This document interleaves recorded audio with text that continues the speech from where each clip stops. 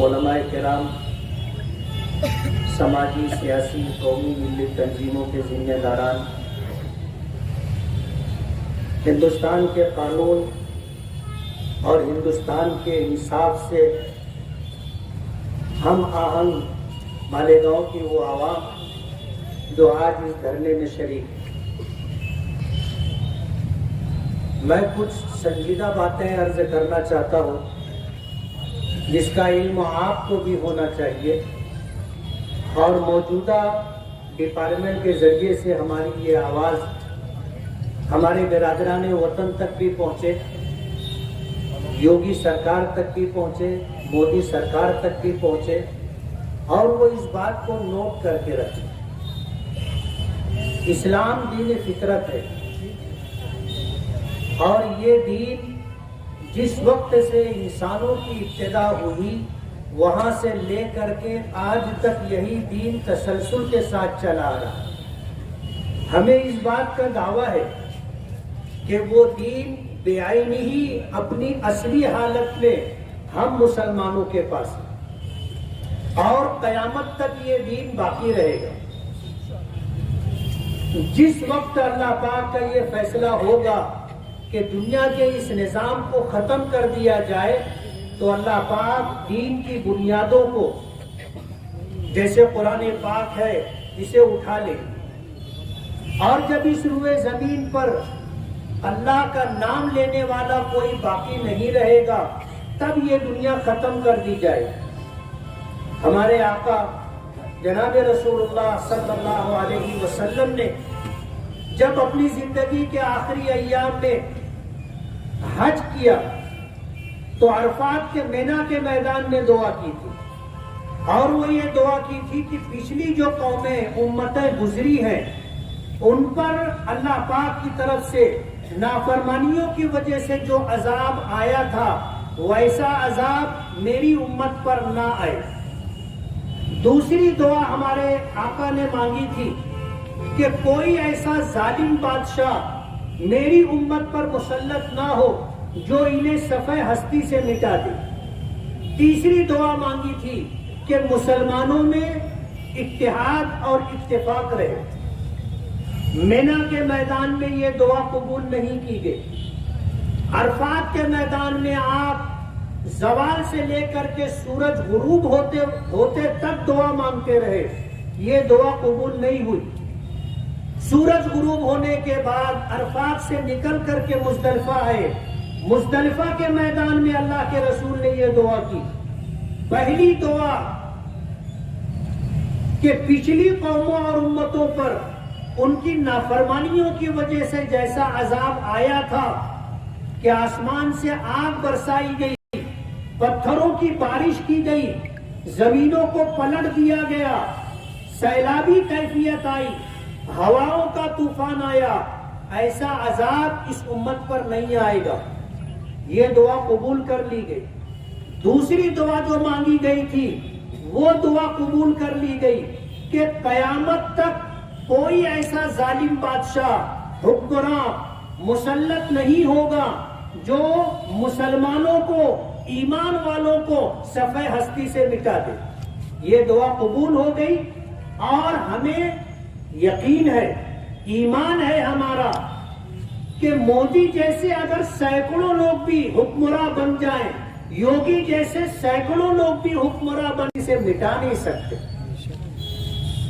یہ اللہ کا فیصلہ ہے، اور اس کی خبر ہمارے آقا جناب رسول اللہ صلی اللہ علیہ وسلم نے دی۔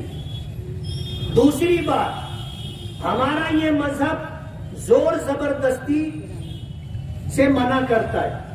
قرآن کریم میں اللہ کا فرمان ہے لا اکراہ فی الدین، کہ دین میں کوئی زور زبردستی نہیں ہے۔ اس کا جیتا جاگتا ثبوت مولانا کلیم صدیقی کے گاؤں جہاں ان کی رہائش اور مکان ہے، دھلک میں، وہاں کے ہمارے ہندو بھائیوں نے اس بات کا ثبوت دیا کہ ہم 100 سال سے یہاں رہ رہے ہیں، 80 سال سے رہ رہے ہیں، 50 سال سے رہ رہے ہیں، اور 10-20 سال سے رہ رہے ہیں، آج تک مولانا کلیم صدیقی یا ان کے رفقا کی طرف سے کبھی ہم پر کوئی ایسا دباؤ یا پریشر نہیں بنایا گیا کہ ہم ہندو دھرم چھوڑ کر کے اسلام مذہب کو قبول کر لیں۔ ہمیشہ مولانا کلیم صدیقی اور ان کے ساتھ کے لوگوں نے ہمارے ساتھ انسانیت کا سلوک کیا، ہمدردی کا سلوک کیا، ہمارے دکھ میں ہمارے سکھ میں شریک رہے۔ ہمیں ان سے شکایت نہیں ہے، ہمیں یوگی سرکار سے شکایت ہے کہ ایک بھلے مانوس کو، ایک اچھے انسان کو، ایک انسانیت کا درس اور پیغام دینے والے شخص کو جھوٹے الزامات کے تحت گرفتار کیا گیا۔ مولانا کلیم صدیقی صاحب یا ان کے ساتھیوں کی طرف سے اس طرح کا کوئی کام ہوتا کہ کسی کو مال کا لالچ دے کر کے یا کسی پر جو ہے پریشر دباؤ بنا کر کے اسلام قبول کرواتے تو سب سے پہلے ان کے گاؤں کے لوگ اس بات کو جو ہے اجاگر کرتے۔ پورے ہندوستان سے کسی نے مولانا کلیم صدیقی کے خلاف FIR درج نہیں کروائی۔ یو پی کا الیکشن سر پر ہے اور موجودہ سرکار اس بات کے لیے کوشاں ہے کہ ہندو اور مسلمانوں کے درمیان نفرت پیدا کی جائے اور فرقہ واریت پیدا کی جائے، ایسا ماحول بنایا جائے کہ انہیں ہندو ووٹ متحد ہو کر کے ان کے پالے میں چلی جائے۔ مولانا کلیم صدیقی ہی نہیں، مولانا کلیم صدیقی جیسے بہت سارے لوگوں کو ٹارگٹ کیا گیا ہے اور اس طرح کی کوشش مسلسل کی جا رہی ہے۔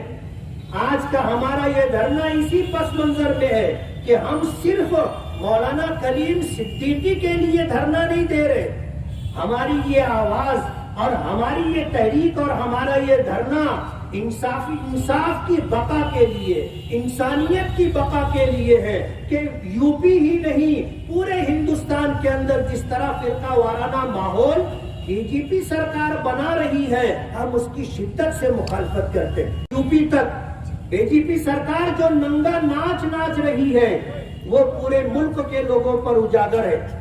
آپ نے دیکھا ہوگا آسام کے اندر کس طرح ننگا ناچ ناچا گیا۔ سرکار BJP کی ہے، کسی طرح کی کوئی کارروائی وہاں نہیں کی جا رہی۔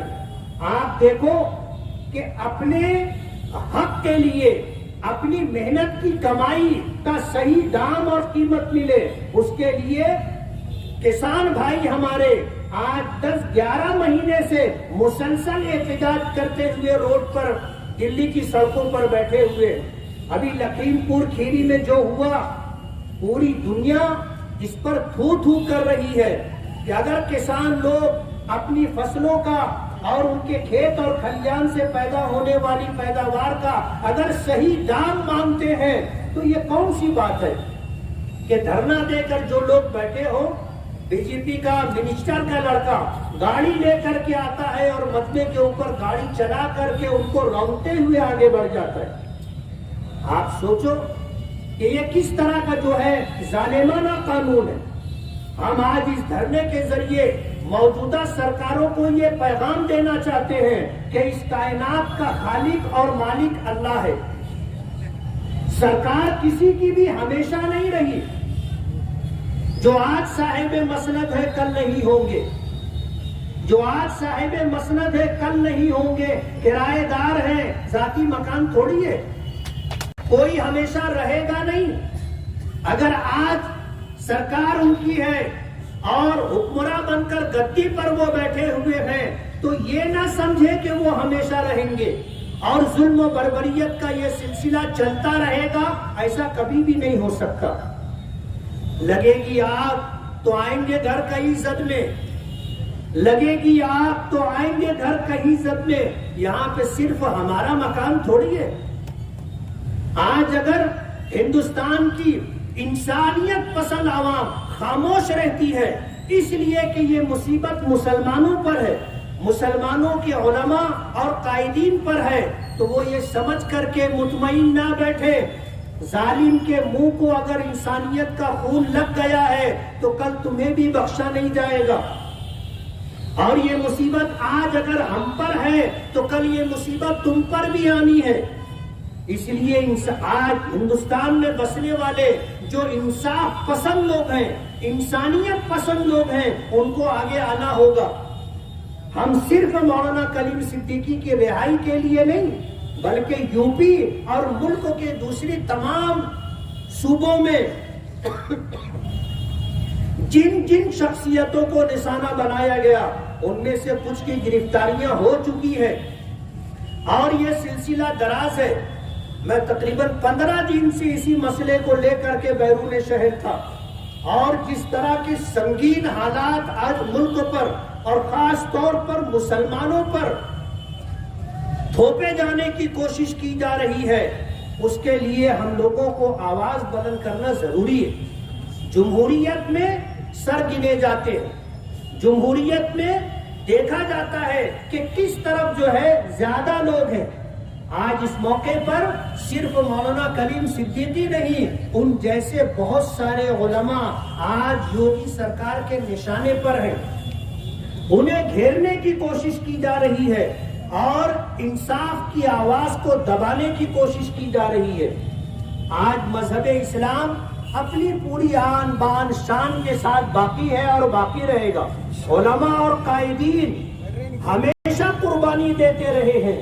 ہم جیلوں میں جانے سے نہیں ڈرتے، ہم جان جانے سے نہیں ڈرتے۔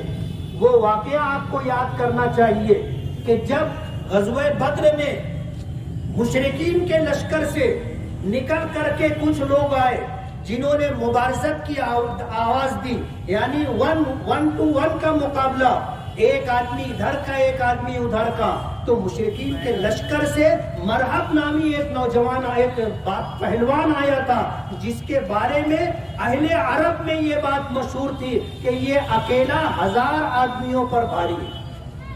اس کے مقابلے کے لیے حضرت علی آگے بڑھے تھے۔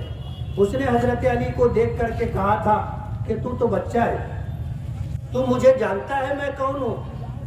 میں وہ شخص ہوں کہ اہل عرب جانتے ہیں کہ میں اکیلا 1000 آدمیوں پر بھاری ہوں، میں مرحب ہوں مرحب۔ تو حضرت علی نے کہا تھا کہ تم مجھے جانتے ہو، میں علی ہوں جس کو زندگی موت سے زیادہ، جس کو موت زندگی سے زیادہ عزیز۔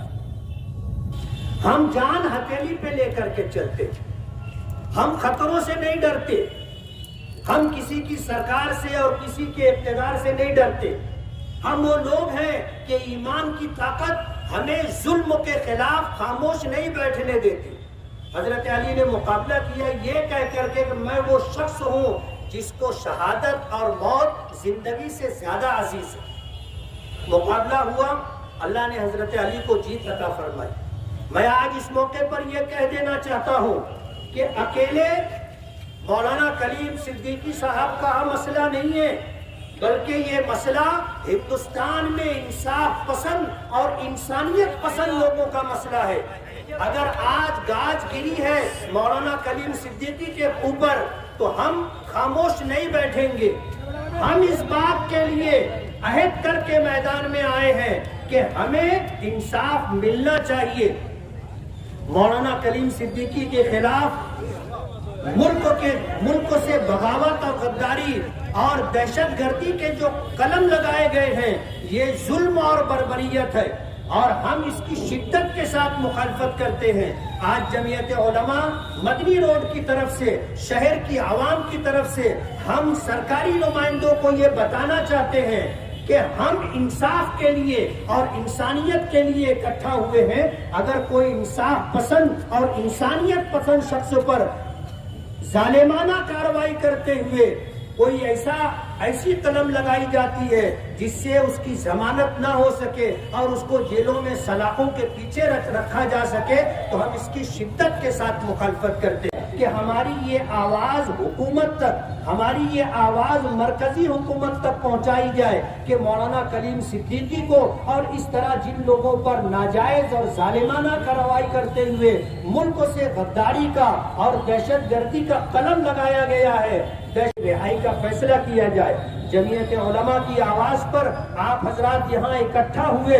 मैं जमीयत उलमा के जिम्मेदारान की तरफ से आप सभी हजरात का शुक्रगुजार हूँ और ये पैगाम देना चाहता हूँ कि अगर हमारी आवाज नहीं सुनी गई और हमें सदा बसेरा रहना पड़ा तो हम इसके बाद आइंदा जो इकदाम तय करेंगे उससे